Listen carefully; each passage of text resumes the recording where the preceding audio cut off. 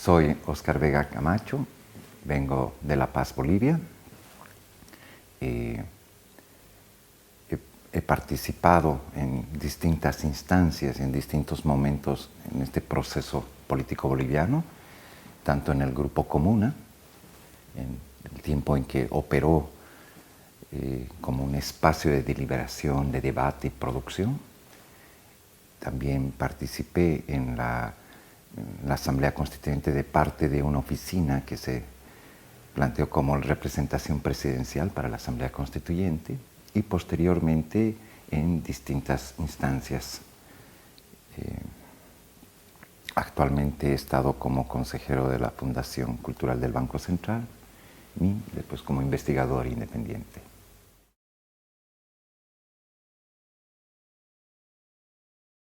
Voy a comenzar con un poco la motivación con respecto a este diálogo con la experiencia boliviana, que es esta pregunta en torno a cómo refundar el país como parte de esos procesos constituyentes, en el caso español, que como una interpelación. Y quizás desde ahí podemos un poco dialogar con el caso boliviano. Damos por hecho que es un país. Este es uno de los grandes temas que constituye, que configura, que conforma un país. ¿Es solo un territorio? ¿Es la gente que ha nacido ahí? ¿Es la gente que vive allá? ¿Y de qué formas? Esto nos trae un primer gran problema porque sabemos que esas entidades a que llamamos país no viven aisladas. Y menos aún hoy en día, después de varios siglos de un enorme flujo de migraciones internas, externas. Entonces, esto cambia las formas de vida, las formas de organizarse, las formas de participar. Cuando en Bolivia se empieza a discutir, queremos refundar Bolivia, el acento, ¿a qué llamábamos Bolivia? Fue una enorme disputa de entender lo boliviano.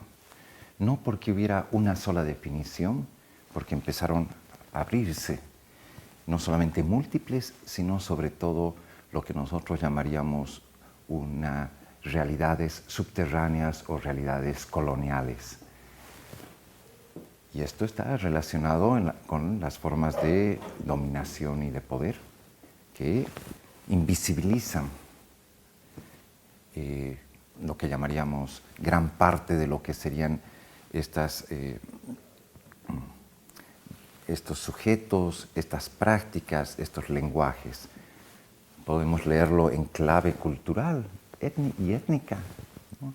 Podemos leerlo en clave en cuanto a sujetos de hacer, en términos productivos, en términos de conocimientos. Podemos leerlo en clave generacional, pero también en clave de género. Y empezamos a ver cómo lo que llamamos el orden colonial va a empezar a marcar un orden y va a visibilizar quién está, vamos a decir, autorizado o tiene la capacidad y la legitimidad para hablar de la realidad y de lo que sería el país. Entonces uno empieza a descubrir, digamos, una cantidad de vacíos, cantidad de huecos, que en realidad son los que conforman y hacen posible la existencia de estas distintas comunidades urbanas, rurales, interculturales. Al preguntar de esa forma a Bolivia, replantea todos los lenguajes, las formas de participación, y eso es lo que en Bolivia se ha hecho a través de movimientos. Este es, diría, uno de los ejes más fuertes que habría que destacar en el caso del proceso boliviano. Los espacios y las capacidades de intervención y de materializar colectiva y socialmente fue a través de movimientos. Cuando hablamos de movimientos podemos decir que no es algo nuevo, pero al nombrarlos de esa manera permitía poner en suspenso lo que normalmente diríamos en el lenguaje político instituido es el partido, es el sindicato, es las distintas instancias legitimizadas por el orden. Trastocaba y modificaba.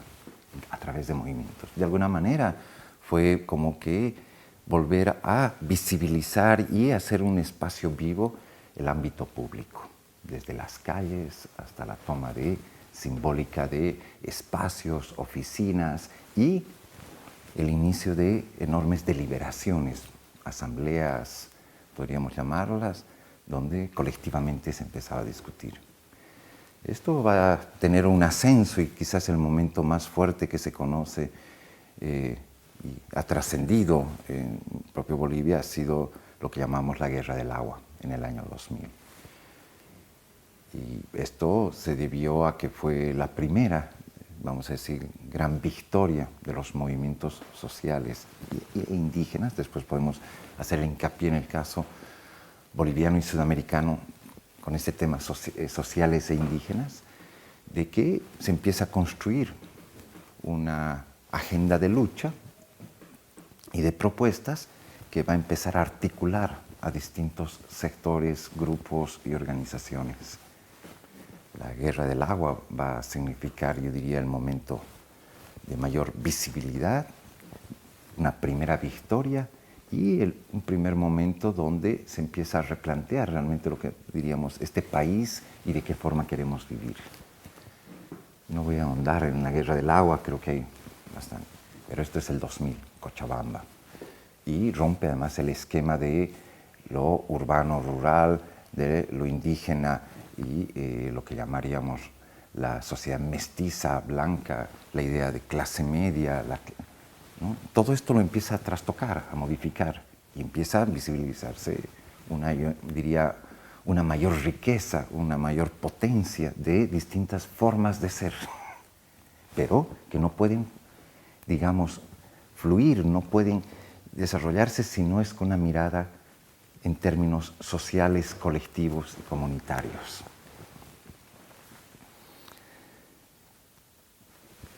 A partir de octubre, a partir de la agenda de la Guerra del Agua, claramente se empieza a manifestar esta presencia de los movimientos, esta capacidad de deliberación colectiva, asamblearia, y a demandar de que podemos y debemos construir otro tipo de institucionalidad. Ahí surge el tema de una demanda de una asamblea constituyente, entendiendo que el proceso constituyente de una demanda de una asamblea constituyente no es solamente crear un mecanismo donde hay una serie de representantes y de temas que van a hacer un nuevo Estado, un nuevo país, sino de qué manera la demanda de una asamblea constituyente es una convocatoria para que esa Bolivia, vamos a decir, subterránea, esa Bolivia marginada, esa Bolivia dominada, pudiera proponer y participar, no solamente en términos de asamblea, sino de articulación. Lo que estoy queriendo decir es una asamblea constituyente no se resuelve meramente en el momento en que tienes los representantes de la instancia, sino empieza a generar un proceso muy profundo de rearticulación, de apropiación y de afirmación desde los distintos colectivos y comunidades existentes. Vamos a ver cómo en Bolivia esto, que no es que surja el 2000, más bien visibiliza y le da un protagonismo que no había tenido, hasta lo que se va a instalar, lo que llamaríamos la Asamblea en el 2006, pero eso no es una línea recta, va a ser muy accidentada y va a ser todo un cambio de correlación de fuerzas en el proceso. El primer punto donde más claramente se visibilizó eso es la crisis del sistema político boliviano, porque en la medida en que crecía y se fortalecía la demanda de una asamblea constituyente, visibilizaba no solamente ineficacia, no solamente la no representabilidad, sino los intereses quienes estaban en juego, lo que llamábamos del ámbito político y del sistema político.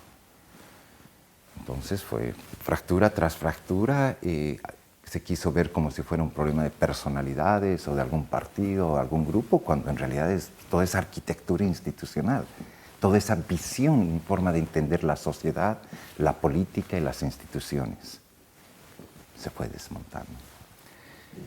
Una cosa importante en el caso boliviano, y esto ha sido, digamos, también yo diría una enorme lucidez del movimiento, es de que la búsqueda de una salida y demás era de una forma que no necesariamente tuviera que recurrir a una violencia, vamos a decir, a través de un golpe o de imponer meramente una fuerza, sino era la búsqueda de poder viabilizar una transición de modo, vamos a decir, políticamente pacífica.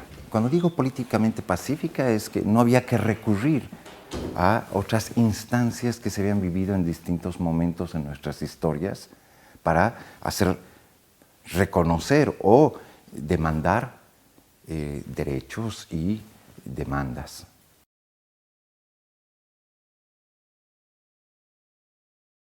Poder tratar el tema de qué manera se va a poder viabilizar esta capacidad de transformación y, digamos, como una instancia lo que es, y de espacio de liberación, la Asamblea Constituyente, hay que tomar en cuenta dos factores. Uno, estoy dando el protagonismo a los movimientos sociales indígenas. Los movimientos están constituidos por múltiples y muy diversos actores, grupos, asociaciones, comunidades. Ellos tienen que generar, digamos, de forma política sus iniciativas.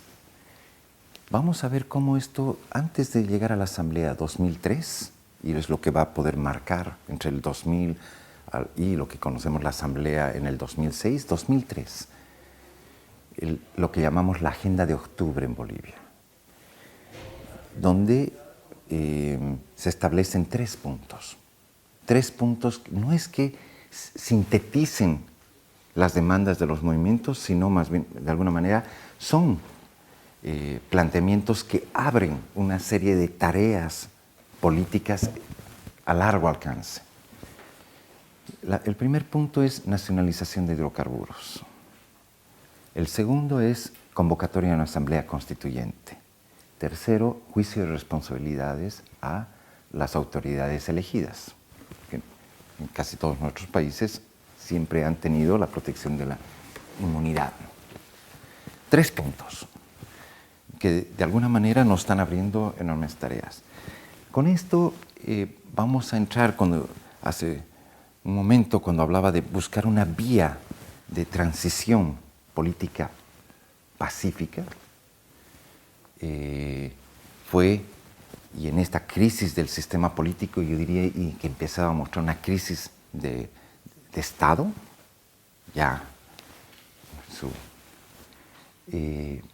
se va a hacer una convocatoria de elecciones.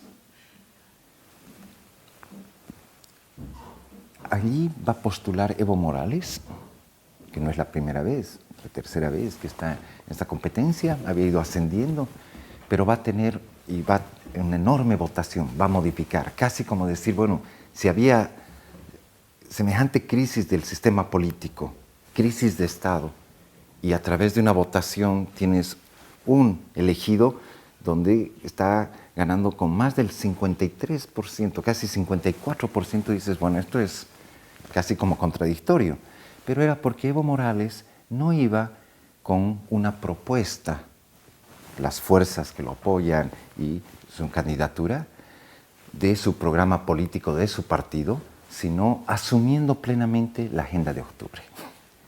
Es decir, es muy interesante ver cuál es el marco y con qué es lo que se compromete y qué es lo que va a permitir generar un liderazgo y la figura de Evo Morales. No es su partido, no, claro, hay un pasado, hay una historia, pero es en la medida en que él se compromete como autoridad elegida a empezar a cumplir y a desarrollar la agenda de octubre. De esa manera se abre, gana las elecciones con un voto inédito y la primera medida de gobierno es una asamblea constituyente.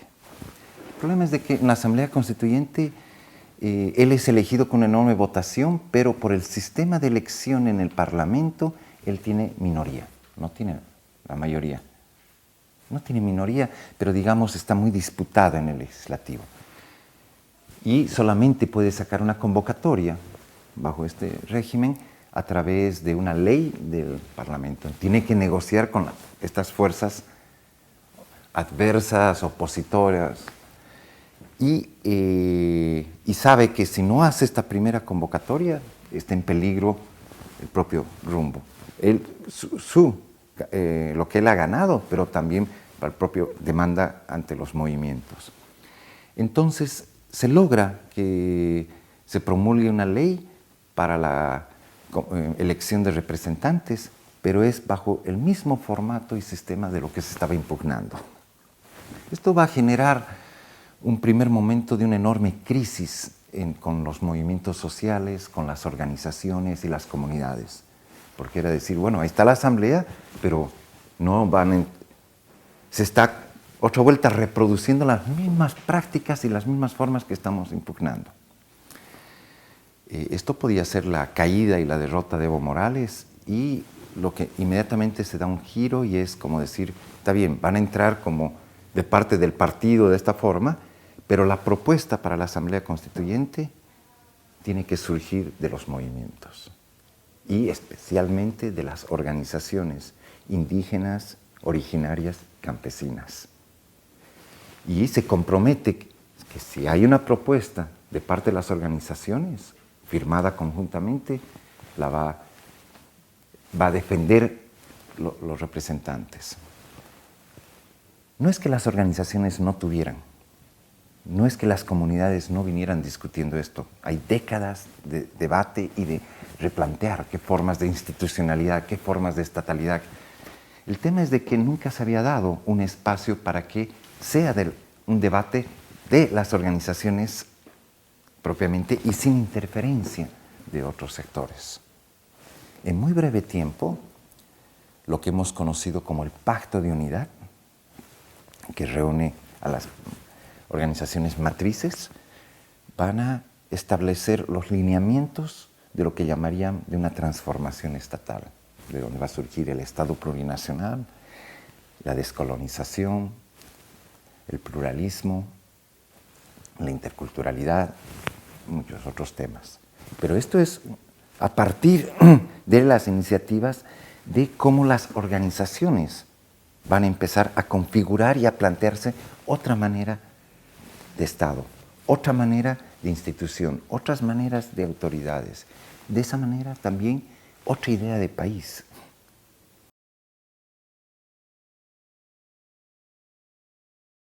Quizás me gustaría hacer el hincapié en el tema de que cuando hablamos de transformar el Estado, de hacer otro Estado, porque hay el peligro de pensar de que uno puede cambiar de modelos, ¿no? Casi como hacemos con los celulares, con los autos, ¿no? Debe haber otros modelos de Estado y pareciera que es... Cuando en realidad lo que está en juego desde, yo diría, esta como una instancia política y de una construcción colectiva, que no deja de ser de prueba y error, por eso digo, no hay una fórmula, no hay una salida, es de qué manera hay todo un saber y una experiencia sobre temas prácticos, organizativos, institucionales, de formas de desarrollar la responsabilidad, la autoridad, pero desde una experiencia que podríamos decir subalterna o explotada. E inclusive yo diría, ese es un saber necesario para poder desarrollar formas de resistencia y lucha, porque si no, no sabes ante qué te estás enfrentando. Este saber, estas maneras, son parte de un tejido, en la medida en que se pueden visibilizar y generar el espacio, pueden desarrollar estrategias para pensar otras formas de hacer sociedad, de proponer. Sí, un poco es el salto de la resistencia a la propuesta, de la lucha, ¿no?, a crear, a producir un cambio de correlación de fuerzas. Entonces, lo que sucedió, y esta es la potencia, yo diría, en la propuesta del Estado plurinacional, no es un Estado con varias nacionalidades. Sería la forma, digamos, más rápida y evidente de poder querer definir. Bueno, no vamos a necesitar una nacionalidad, entonces podemos pensar en un Estado que tiene varias nacionalidades. Casi sería como la forma de resolver de la lectura de un pluralismo liberal. El propio liberalismo tiene su versión y su lectura del pluralismo, pero siempre es a partir de una matriz. ¿La matriz cuál es? Es si partimos de que hay individuos, y cada individuo es distinto y se agrupa y que hay lenguas, pero reconocemos que todos somos individuos. Casi como reconociendo primero, estos son los humanos y las otras formas humanas no puede haber. Y entre los humanos, ¿qué sucede cuando empieza a plantearse el tema del pluralismo con organizaciones, grupos, visiones y prácticas donde tal vez lo que pone en cuestión es la idea de humanidad, la idea de naturaleza, la idea de lo social? No solamente hablan otras lenguas, sino tienen otras prácticas y otras formas. Entonces tienes que empezar a buscar ámbitos que te permitan, no antes que traducir, para poder desarrollar comunes. Y vamos a ver de qué forma estas distintas formas de organización para poder reproducir la vida requieren, digamos, o pueden tener, digamos, necesidades básicas para poder desarrollarlas. Pongo el caso, el tema del agua, el tema del oxígeno, el tema de cierta movilidad. Y vamos a ver que históricamente ha habido formas de ir negociando, pactando, acordando, a pesar de que no necesariamente compartan ni las lenguas, ni las instituciones, ni las prácticas. Pero esto también permitía entender de que había un ámbito de lo que compartían, no podía ser exclusividad o privilegio de una de estas. Esto permitía entender entonces que quizás hay ámbitos que no son ni públicos ni privados, como diría la matriz, vamos a ver, los comunes. Habría un ámbito que ni siquiera, por más de que esté velando por el interés de todos, es meramente de esa institución. Estos lugares comunes van a tener un peso muy fuerte. Doy un ejemplo en el caso de la Constitución boliviana, cuando al definir el tema de la propiedad, reconoce una propiedad privada, una propiedad pública y una propiedad comunitaria. Con eso está diciendo que lo comunitario no puede ser leído ni desde lo privado ni desde lo público. Requiere. Estoy dando un ejemplo de cómo el tema del pluralismo es, digamos, una condición de la realidad, pero que exige también generar mecanismos y formas de traducción, de articulación. Esto lo podríamos ilustrar quizás un poco para redondear, de que hay otra visión del Estado. Es decir, el Estado no es el lugar que va a fundar la sociedad ni que va, digamos, implementar y desarrollar una sociedad. Si estamos hablando, como dice la Constitución boliviana, de una sociedad plural, va a pensar en un Estado como un lugar de encuentro. No es que la va a fundar. Va a tener, más bien va a ser una instancia de una responsabilidad de articulación, de vinculación, pero que ese propio espacio no subsume la sociedad, más bien tiene una responsabilidad ante el Estado. Lo que estaríamos hablando es de que creo que se replantea el rol y el lugar del Estado en función de la capacidad de esa dinámica de esa sociedad plural. Esto creo que nos abre con el Estado plurinacional de qué manera tenemos que, por un lado, generar y producir formas de instituciones, instancias y políticas fuertes que protejan lo que llamamos ese interés público. Pero lo público no puede subsumir las distintas singularidades y diferencias que constituyen la sociedad. Es una instancia más. Y esto va a generar un enorme debate, pero que vamos a ver que en la práctica, cuando decimos esto, estas han sido formas que han tenido un largo desarrollo para estas sociedades colonizadas. Cuando digo la diferencia, que eran mecanismos de resistencia y lucha, hoy en día los vuelven proyectos institucionales y de poder, más bien potenciar y generar para modificar una correlación de fuerzas de explotación existentes en la sociedad.